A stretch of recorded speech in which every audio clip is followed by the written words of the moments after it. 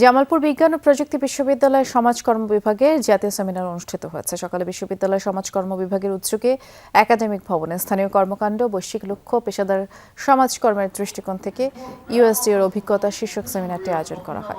এ সময় শিক্ষার্থীদের মধ্যে সমাজকর্মের বাস্তব প্রয়োগ, ইউএসডিওর অভিজ্ঞতা তুলে ধরেন প্রধান অতিথিরা। পাশাপাশি স্থানীয় পর্যায়ে সমাজ উন্নয়নে পেশাদার সমাজকর্মের ভূমিকা নিয়েও আলোচনা করেন বক্তারা।